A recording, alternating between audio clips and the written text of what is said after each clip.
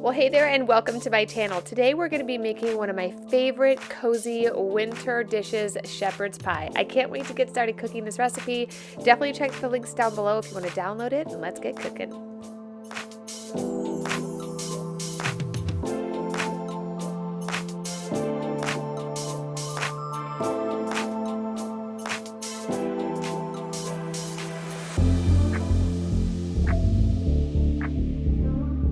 Okay guys, so tonight I'm going to be making these little shepherd's pies, but I've got all the ingredients prepped and I am going to just get the potatoes started and the mixture. We will then make the mashed potatoes, put them on top, and then pop these in the oven. This is like one of my favorite things to eat during the winter when it's freezing outside, and I cannot wait to share this recipe with you guys. All right, let's get cooking. The first thing I like to do when making shepherd's pie is actually make my mashed potatoes. I will have that on a nice boil while I make the filling, but the first thing we'll do is add some water and salt. I have about 6 russet potatoes that I've kind of just chopped up here. I'm going to bring that to a nice boil until they're nice and soft when you poke them with a fork. For the meat mixture, I'm going to be using ground beef today. You can use lamb, which traditionally goes with this dish, but my kids don't tend to like it, so I'm going to be sticking with ground beef. Once it's cooked, go ahead and transfer it to another dish, and then using the same pan, we're going to start cooking down our vegetables. I like to start with my onions. I add a little bit of olive oil to it and cook them down until they're translucent. Once that's done, I'm going to add a little bit of garlic and mix that all up.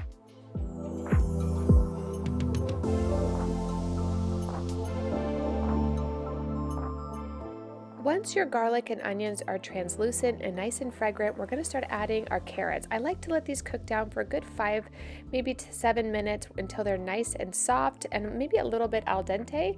Then we'll be adding in our beef. Once we add the beef back in, I want to get everything nice and seasoned. I'm going to be using one of my favorite Cabernet Sauvignon seasonings today. I will put it in the link down below. In order to make the thickness of a shepherd's pie, you'll want to add a little bit of flour. I'm going to make a little bit of a roux here, but we'll be adding a lot of flour in later once I get all of our meat in. For now, I'm going to add about 1 tablespoon of flour just because I like how it coats all of the onions and garlic and will give them a nice thick layer in our shepherd's pie.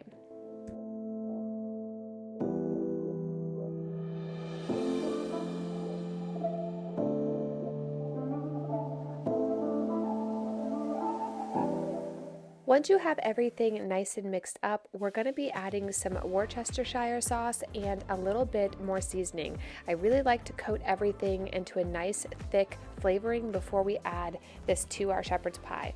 I'll be adding about 1/4 cup of flour and slowly just blending that in so it nicely coats all the meat and vegetables. This again is going to give it that roux effect that gives it that wonderful, wonderful pie flavor.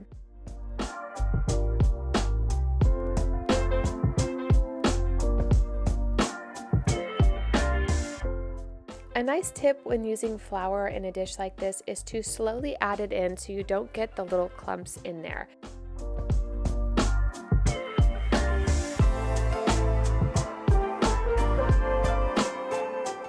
Once you feel like everything is well mixed, we're going to be adding 8 ounces of tomato paste.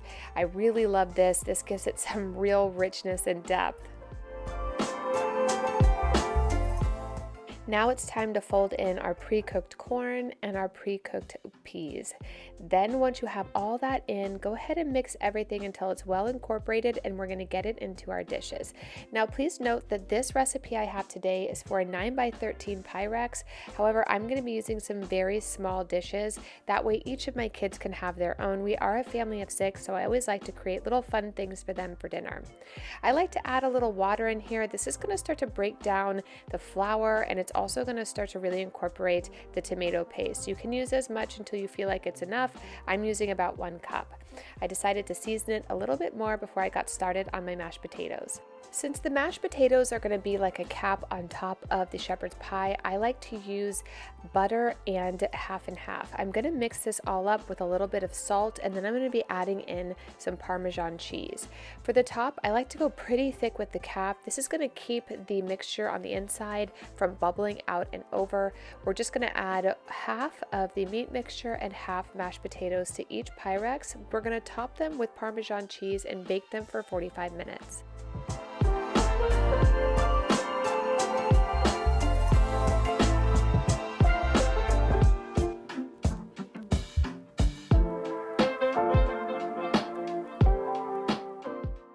If you're new to my channel, I just want to take a minute and introduce myself. My name is Nicholsen, and I love to do all things home decorating, cooking, and sometimes cleaning. I would love it if you would subscribe to my channel for some nice cooking and decorating motivation. And if you're returning, thank you so much for subscribing to my channel. And it means the world to me that we can continue to grow together and inspire each other throughout the season. So don't forget to hit that subscribe button and give this video a thumbs up if this is not your first time seeing one of my videos.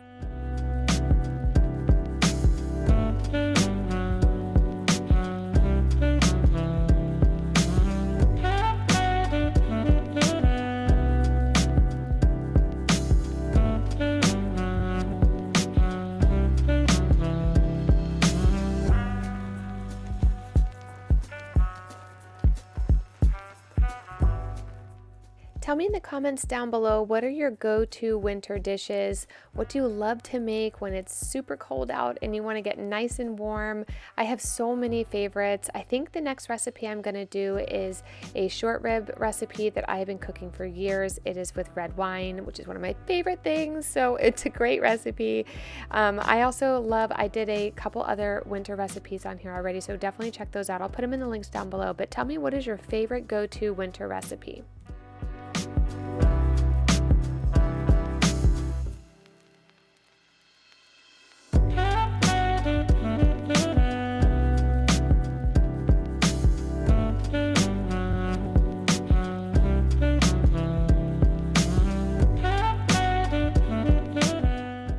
So while that's baking, I'm going to be playing this really fun game that I downloaded a couple weeks ago. I'm in the process of redoing our entire house decor for 2022, and I've been using this really fun app called Redecor, which is a free download where you can actually play house decorating, and players can actually do competitions and things like that. Daily design challenges that let you style photorealistic spaces with various designs, an incredible variety of materials to choose from, like wallpaper, upholstery, throws, pillows, flooring. It has different interior design styles, which is awesome as I'm trying to figure out what we're going to do with this house. And then you can actually do like design challenges where people can vote on your designs.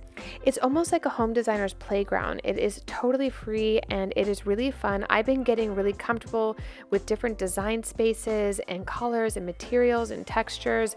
And because I'm not an interior designer, but you guys know I love to do home decor, this is a really fun way for me to understand some new ways of decorating the house and having fun at the same time. If you guys want to join me on Redecor, definitely go down to the description box down below and download Redecor for free by using the link I have below. I love this. We can definitely do challenges together, and it's given me some incredible ideas on what to do with the house next year, which I cannot wait to be sharing with you here on my channel. All right, let's check on dinner.